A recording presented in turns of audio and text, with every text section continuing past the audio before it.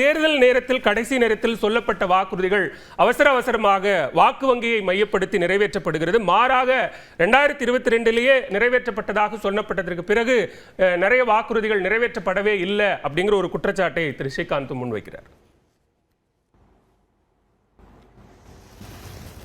திராவிட முன்னேற்றக் கழக அரசு பதவியேற்ற பொழுது அவர்கள் தேர்தல் அறிக்கையிலே வெளியிட்ட 505 வாக்குறுதிகளிலே கிட்டத்தட்ட 364 வாக்குறுதிகளை முழுமையாக நிறைவேற்றியிருக்கிறார்கள். 40 வாக்குறுதிகள்தான் அறிவிக்கப்பட்டதிலே செயல்பாட்டு நிலையிலே இருக்கிறது. ஏறத்தாழ 80% நிறைவேற்றி இருப்பதாக அரசு சார்பிலே அறிவிக்கப்பட்டிருக்கிறது. ஒன்றை நீங்கள் புரிந்து கொள்ள வேண்டும்.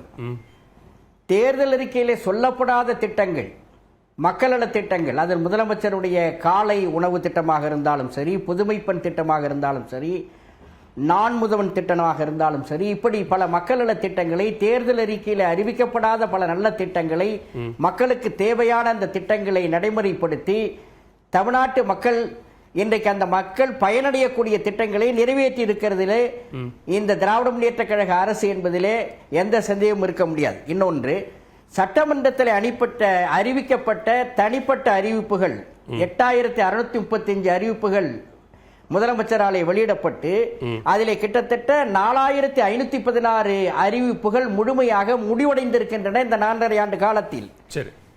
அதிலே 3455 அறிவிப்புகள் செயல்பாட்டில் இருக்கிறது. வெறும் 256 அறிவிப்புகள் மட்டும்தான், 3% மட்டும்தான் பெண்டிங்கில் இருக்கிறது. இன்னொன்றை பார்க்க வேண்டும்.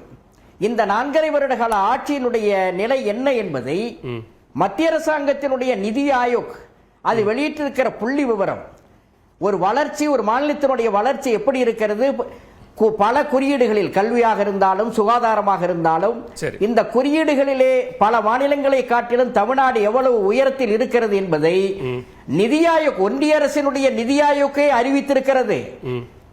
ஏறத்தாழ இரட்டை விளக்க வளர்ச்சியை 11% மேல் பொருளாதார வளர்ச்சியை தமிழ்நாடு பெற்றிருக்கிறது.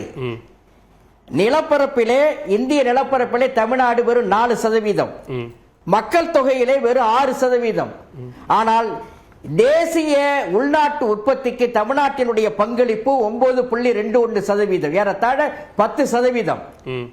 அதை போல 2022-23 தனிநபர் வருமானம் 2.7 லட்சம், தேசிய சராசரி வருமானம் 1.69. அதை விட தேசிய சராசரியை விட கிட்டத்தட்ட 1.6 மடங்கு அதிகரித்திருக்கிறது.